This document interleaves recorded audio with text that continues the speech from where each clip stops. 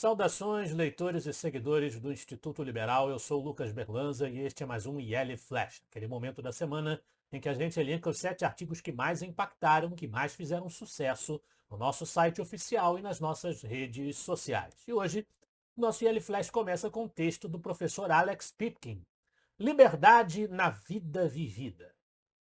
O texto nasceu, foi provocado, a inspiração foi provocada ao professor Pipkin por uma conversa que ele teve com alguém que disse assim: mas Alex, esse pessoal de direita só sabe falar em liberdade, essa coisa etérea que não diz nada. A pessoa acha que o conceito de liberdade é etéreo, abstrato demais, muito distante dos problemas reais da sociedade e das pessoas. E aí o Pipkin diz o seguinte: é preciso pragmatizar o sentido de liberdade na vida de cada um de nós.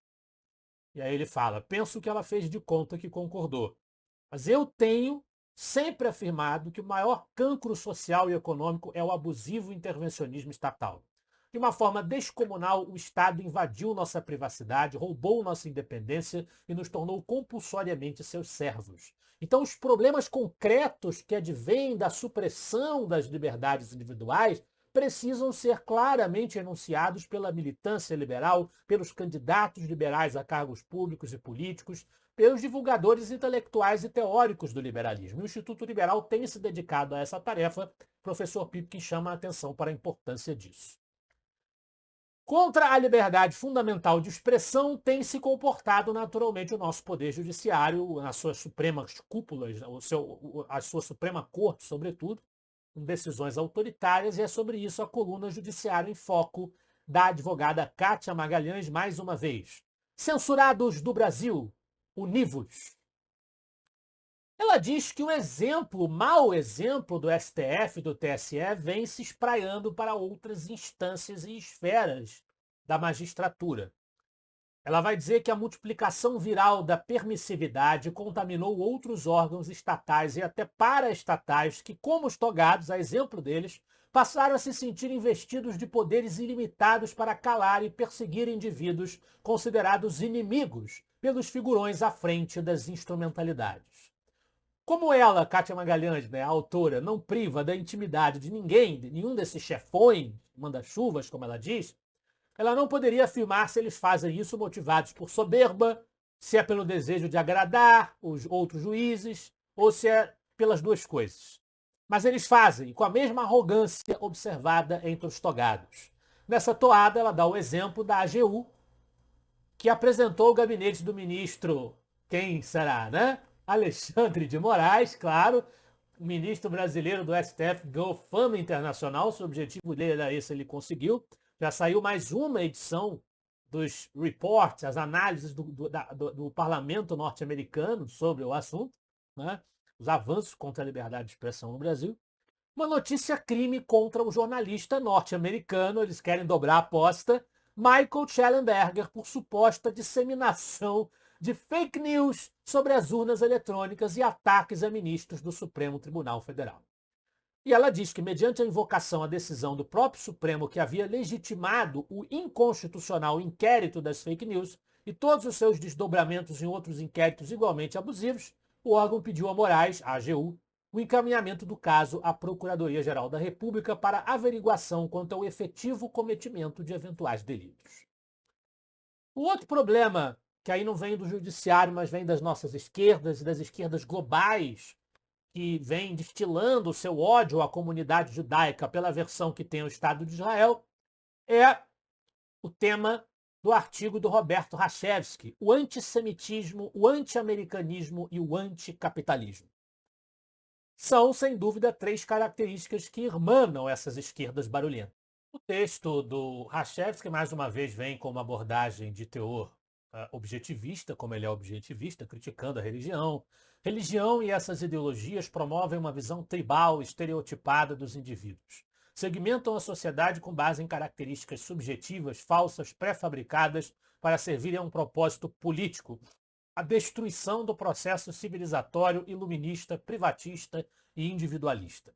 Do cristianismo ao pós-modernismo, a visão de que os mais fracos ou pobres são oprimidos e que os mais capazes ou ricos são opressores coloca os grupos que se destacam positivamente como alvos da ira desses alienados e mistificadores que transformaram o vitimismo em dogma e o antissemitismo, o anti-americanismo e o anticapitalismo em bandeiras de luta contra a vida, a liberdade e a busca da felicidade. É o raciocínio que o Rachevsky desenvolve, naturalmente torpedeando entre outras coisas, esse terrível mal do antissemitismo que voltou a despertar com força entre as esquerdas por conta da questão Israel-Palestina estar novamente nos holofotes. Autoritários e muitas vezes antissemitas são os esquerdistas brasileiros também, e é sobre eles o meu artigo que foi publicado na Revista Oeste e replicado pelo Instituto Liberal. PT e PSOL, as favas com a lei. O texto aborda a atitude do presidente Lula num evento de 1º de maio, ao lado do Guilherme Boulos, pré-candidato à Prefeitura de São Paulo pelo PSOL, ou PSOL, como preferem chamar muitos, fazendo basicamente uma campanha para propaganda eleitoral antecipada, infringindo a lei eleitoral. E aí muitas matérias jornalísticas que entrevistaram figuras ligadas à campanha do Boulos alegaram que Lula e Boulos entenderam que valia a pena cometer um crime eleitoral, porque o custo seria pequeno, uma multa, se for o caso, não tem problema pagar, porque o efeito positivo para a campanha do Boulos de ter a chancela aberta do Lula neste momento é muito grande.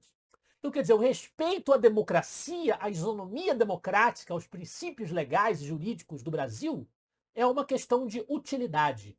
Se convém a nós, se o custo não é tão alto, podemos simplesmente desrespeitar as leis. Isto vindo de um conselheiro de uma entidade que basicamente promove invasões à propriedade privada, que é o caso do Boulos, candidato a prefeito de São Paulo, a maior cidade do país, e simplesmente do presidente da República do Brasil, o mandatário supremo do Executivo, que saiu da cadeia para ir para a presidência da República em Brasília.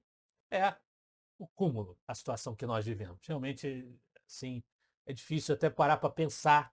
Se você parar para pensar, você surta. E aí nós temos uma recordação, um texto do saudoso professor Og Francisco Leme, um dos fundadores do Instituto Liberal, republicado no IEL, Por que as leis trabalhistas prejudicam o trabalhador? Uma abordagem que ele vai defender que o mercado, para ser mercado de fato e para ser eficiente, ele precisa de uma livre pactuação de contratos, e as intervenções nas relações de trabalho acabam prejudicando isso. Daí o grande problema das leis trabalhistas intrusivas. Ele também faz uma crítica ao sindicalismo mantido pelo Estado, defendendo a abolição do imposto sindical. Na sequência, nós temos uma homenagem do João Luiz Mauad à sabedoria de Richard P. Feynman. Richard Phillips Feynman foi um físico teórico americano, nascido em 11 de maio de 1918 e falecido em 15 de fevereiro de 1988. E aí o Mauad traz, como sempre, uma relação de citações do autor, no caso desse físico, em que ele fala sobre a relatividade do saber científico, a necessidade de nós termos uma liberdade de questionar e de duvidar, até para que o próprio conhecimento científico se construa.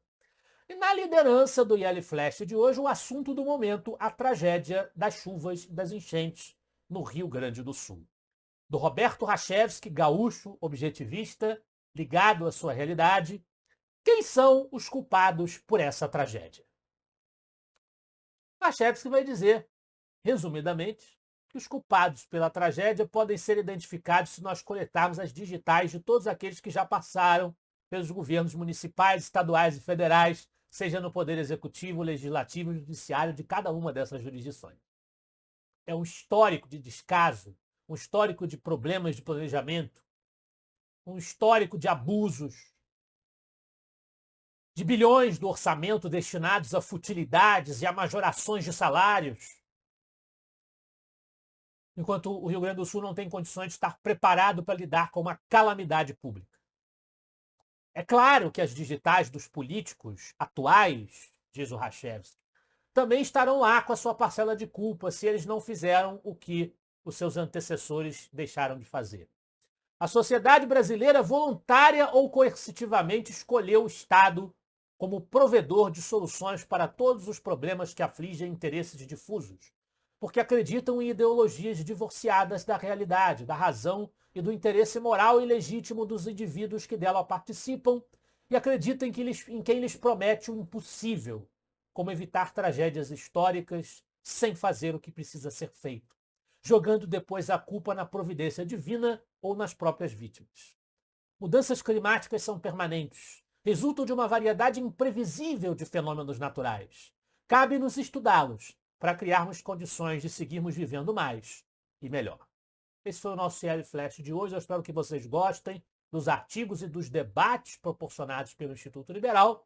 Semana que vem estaremos de volta. Afinal de contas, para nós, você é a parte mais importante da sociedade. Até a próxima.